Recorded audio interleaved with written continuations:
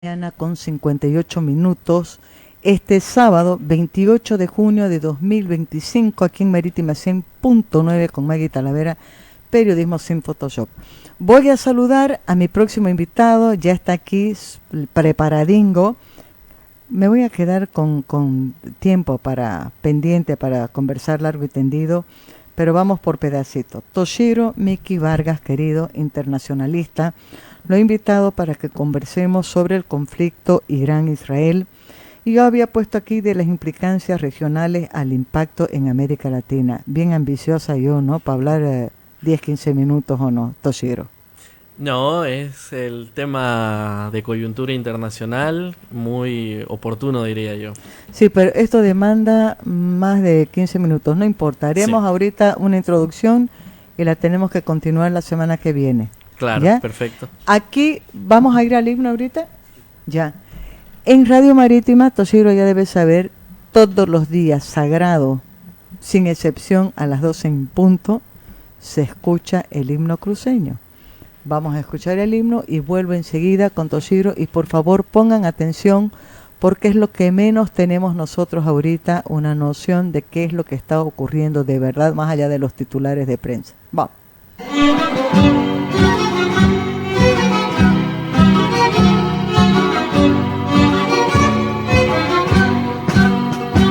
Bajo el cielo más puro de América, en la tierra de Ñuflo de Chávez, libertad van trinando las aves, de sus restos brindando el primor, de las flores el mundo galano, Sambrosía perfumada ofreciendo, libertad, libertad van diciendo, en el fluvios de paz y de amor. Libertad, libertad van diciendo, en el fluvios de paz y de amor. España grandiosa con grado benigno, allí plantó el signo de la redención. Y surge a su sombra un pueblo eminente, de límpida frente y de leal corazón.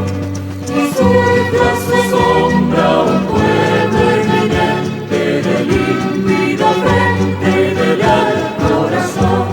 Y surge a su sombra un pueblo eminente, de límpida frente y de leal corazón. Siempre libres cruceños seamos, con lo son nuestras aves y flores, y sepamos vencer los rigores y el dinero a la patria oprimir.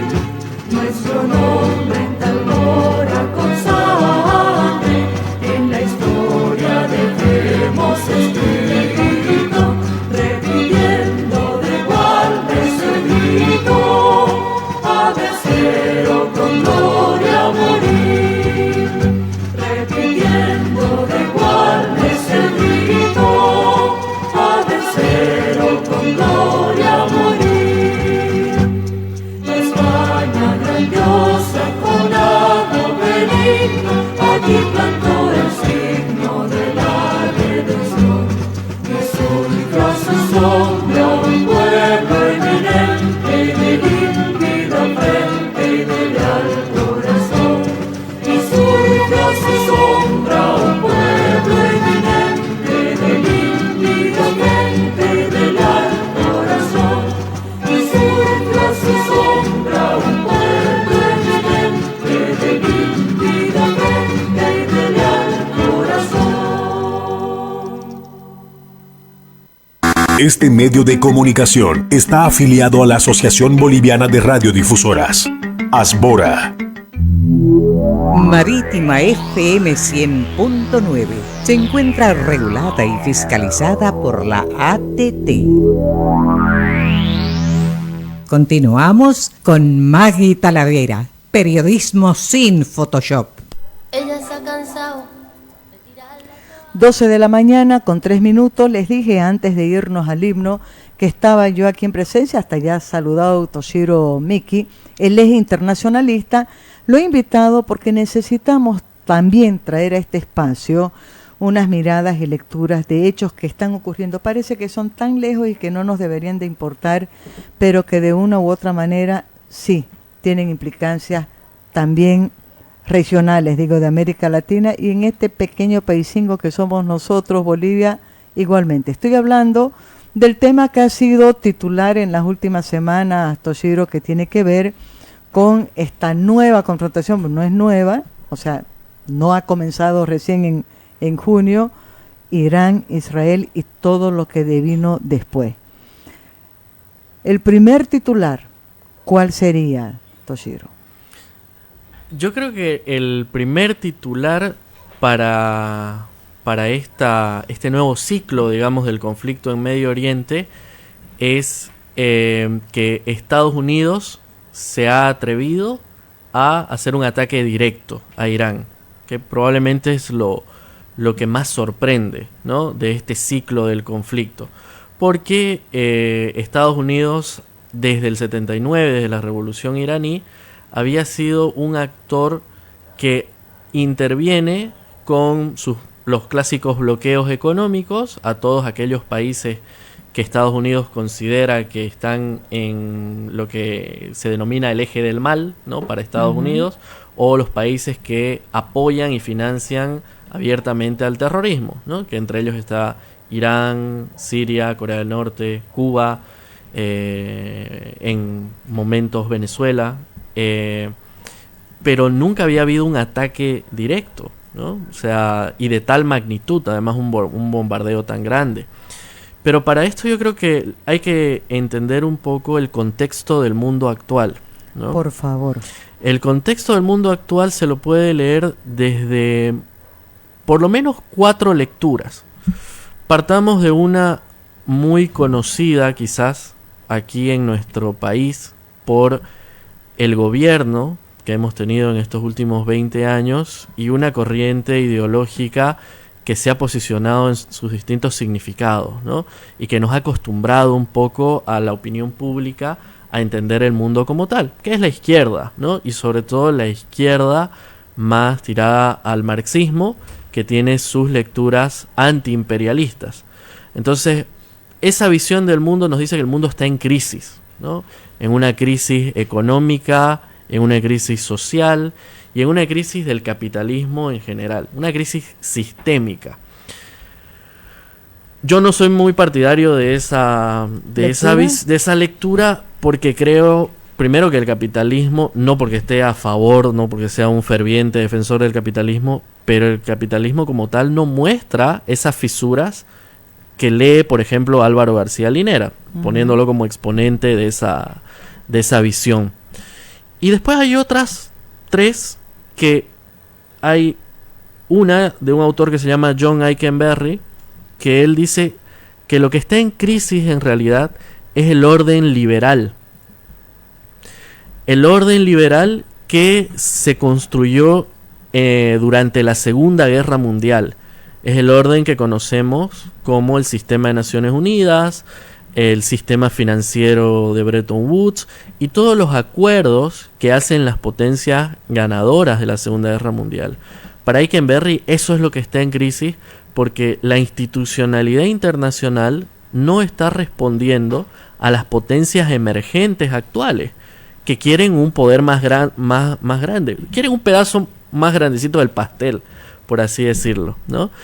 Y mientras esa institucionalidad siga sin responder a las potencias emergentes, como los BRICS, por ejemplo, vamos a tener distintos conflictos localizados, pero también distintos desbalances en el orden, ¿no? Yo soy más afín quizás con esa lectura de Aikenberry, porque creo que la realidad no está respondiendo a lo que se ha construido institucionalmente, ¿no? Hay un desfase. Hay otra lectura que es de el desacople, que plantea que el mundo occidental, pero especialmente Estados Unidos, se está desacoplando de el resto del mundo. Esa es una lectura, por ejemplo, que es muy crítica desde China, porque China dice no hay tal desacople.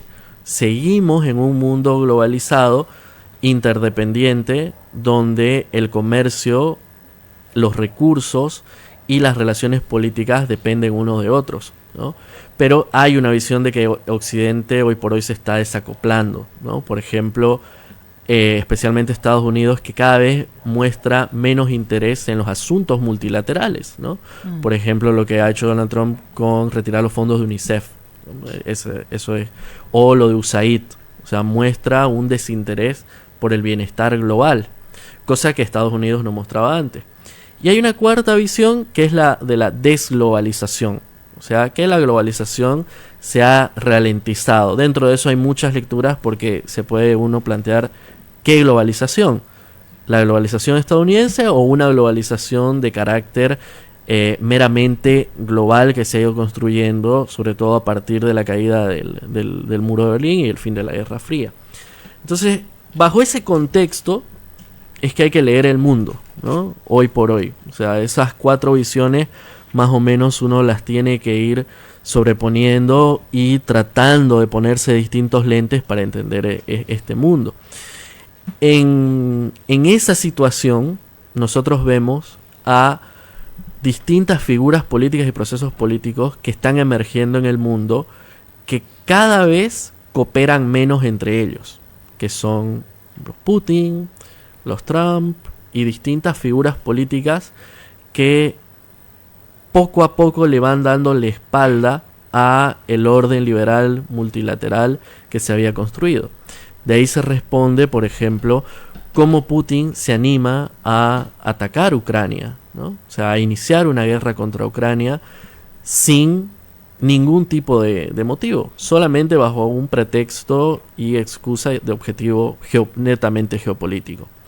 Y ahí también entra lo que ha ocurrido esta última semana, como un Donald Trump, pasando por encima del derecho internacional y de su propia institucionalidad americana, se anima a atacar a Irán, ¿no? O sea, abiertamente, de forma unilateral, violando todo tipo de principios del derecho internacional.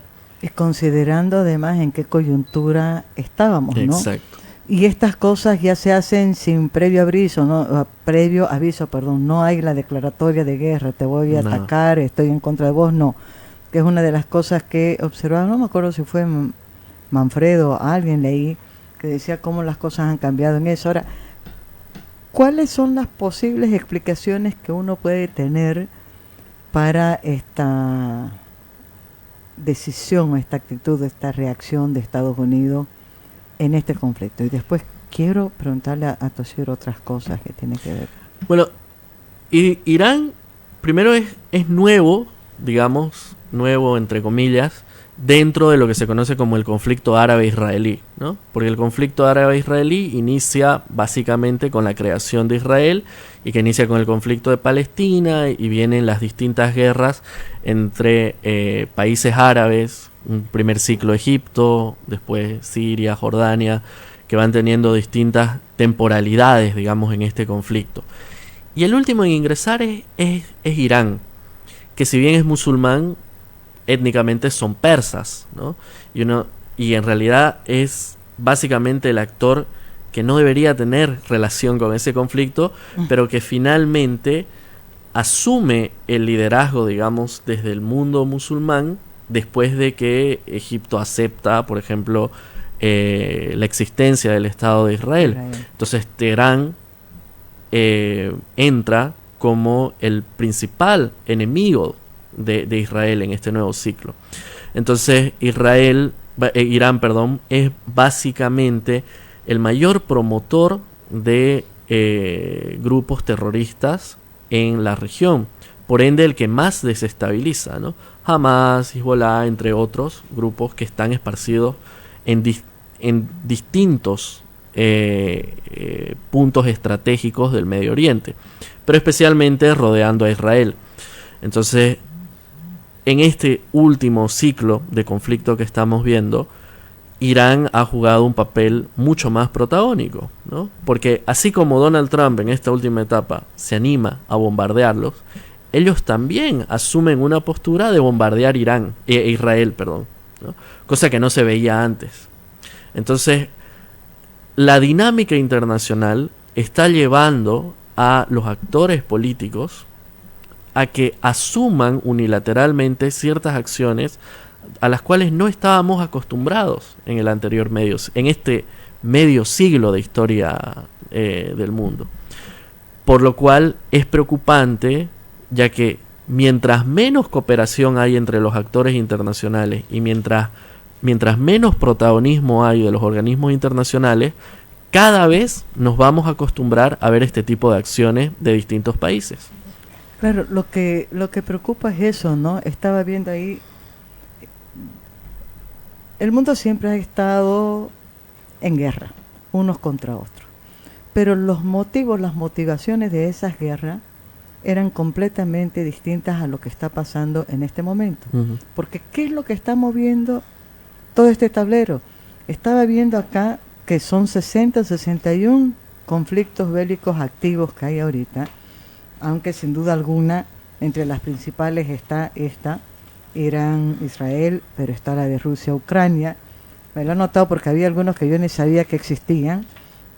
Está Aquí Yemen, hay por lo menos por ahí. Yemen, India, Pakistán, República Democrática del Congo, Sudán, pues Rusia y Ucrania, Israel y Irán, que son las que he nombrado, ¿no? La famosa franja del Sahel africano, que está repleta ahora de inestabilidad, Claro, ¿no? La salida de los franceses, aquí, la llegada de los son rusos. 7, pero digo, son que 50.000, 100.000, 200.000 muertos, guerras civiles. ¿Qué es lo que hay en el fondo? Decía, bueno, el riesgo, y aquí está también, es esta dimensión nuclear, dice, ¿no? Que puede tener, ya no es un conflicto nomás de tropas, no, estamos hablando palabras mayores como lo que hemos visto en esta última semana con el ataque de Estados Unidos, o sea, y lo que puede venir allá, ¿no? ¿Quiénes son las que tienen el mayor potencial bélico, destructivo, a escala nacional? Con un botoncito podés provocar el incendio, la explosión de este planeta, no sé, o sea, hay una dimensión que todavía no tenemos nosotros, una noción real. Y en medio de todo esto hay un montón de organismos y de tratados y de acuerdos, pero que parece que esos no tienen ya ahorita ninguna validez, no es ninguna garantía. No, cabalmente porque, por eso que comentábamos, el mundo está mostrando una etapa de la historia a la cual ya no estábamos acostumbrados, ¿no? O sea, si bien había guerras, situemos Vietnam, Afganistán, Irak, por ejemplo, estas últimas dos, Afganistán e Irak, Estados Unidos, para decirlo coloquialmente, se tomó la molestia de ir al Consejo de Seguridad, primero, en el caso de Afganistán, exponer lo de las Torres Gemelas y conseguir la aprobación del Consejo de Seguridad, una resolución, para que haya una coalición de países que invadan Afganistán para acabar con el terrorismo. O sea, había toda una dinámica diplomática y multilateral que activaba el mundo para iniciar una guerra. Cruel, injusta para muchas personas, sí. Sin embargo, con Irak lo propio, ¿no? Irak, uno recordará, Estados Unidos denunció que Saddam Hussein en ese momento tenía armas de destrucción masiva, lo expone en el Consejo de Seguridad, consigue la resolución y se arma igual una fuerza multilateral para atacar Irak. Injusto, poco legítimo quizás, pero el mundo, el engranaje institucional del mundo se activaba.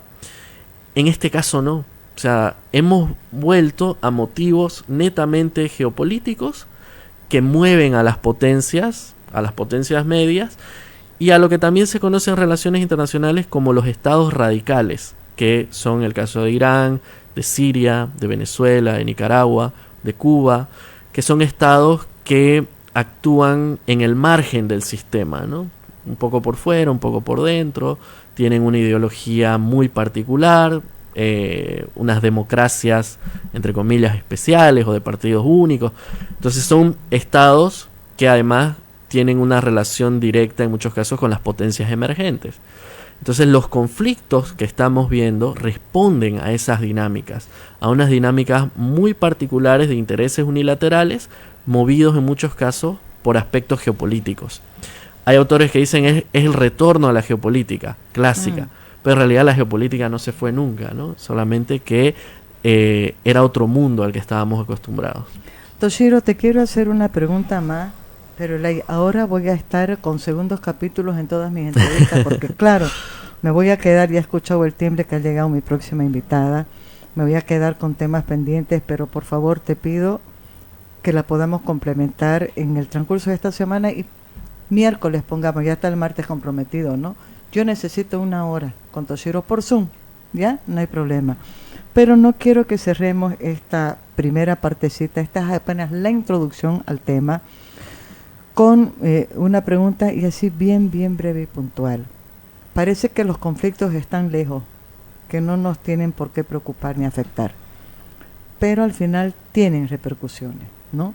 En el caso de Irán, Israel, lo que fuera, pensando Israel e Irán, he leído una declaración hace poco de un, no sé si era parlamentario, alguna autoridad de Chile, preocupado por el vínculo que tiene el gobierno boliviano con Irán, ya viéndolo como un peligro, también considerando todo lo que está pasando por allá, pero que cualquiera puede ser un blanco. Ocurrió con AMIA en 1994, no me acuerdo cuándo fue el atentado en Buenos Aires, o sea, unos vínculos que parecen que nos pueden traer como cercanía. ¿Cuál es el impacto o la preocupación que deberíamos tener en la región con conflictos que parecen tan lejanos pero que nos pueden afectar? Bueno, el mundo es uno solo e interdependiente. Eso es algo que tenemos que tener no hay en distancia. Cuenta, ¿no? No hay distancia, y más con un mundo globalizado, esto se ha achicado. Pero son múltiples impactos que pueden haber en la región. Es lo que hoy se está manejando como impactos de geopolítica indirecta, ¿no? ¿Por qué? Un caso puntual: si existen conflictos en el estrecho de Hormuz, que es en gran medida la zona de influencia directa de Irán, si acaso logra bloquearlo, pues el precio del petróleo subirá y el precio de los combustibles subirá. Como vamos en casa, sería un doble problema para nosotros, ¿no? Pero luego está también las relaciones políticas, ¿no? con estos actores. E Irán ha desplegado en los últimos 20 años una serie de alianzas y relaciones con distintos gobiernos que fueron del ciclo popular, por así decirlo, o del giro de colonial. Bueno, califíqueselo con el autor que más guste. Que fueron Venezuela, Bolivia, ¿no? Nicaragua. Entonces, en el caso nuestro puntual, hay relaciones políticas de afinidad que se construyeron con Irán, ¿no? No hay que olvidar la visita en su momento del presidente Ahmadinejad, ¿no? Cuando se agarra de la mano con Evo, y que financia una serie de proyectos, ¿no? Entre ellos un hospital, hay un medio de comunicación que financió Irán. Y en algunos círculos, no sé de cuánta confianza se puede hablar, es que hay denuncias de que ciertos brazos de Hezbollah, por ejemplo, podrían estar presentes, ¿no? en Bolivia. Eso nos da un marco de que si Irán es presionado por Estados Unidos y el mundo occidental, pueden ampliar su presencia en zonas como la nuestra, puntas de lanza. Exactamente. Segunda parte con Toshiro Miki, internacionalista, este miércoles de 8 a 9 de la mañana por Zoom. ¿Comprometido, Toshiro? Así es. No hay clases de 8 a 9, ya, comprometido. Corte directo, publicidad. Mi próxima invitada es la vicerrectora electa de la Universidad Autónoma Gabriel René Moreno, la primera mujer en llegar al cargo en 145 años de historia de la René Moreno. Llegó el aniversario.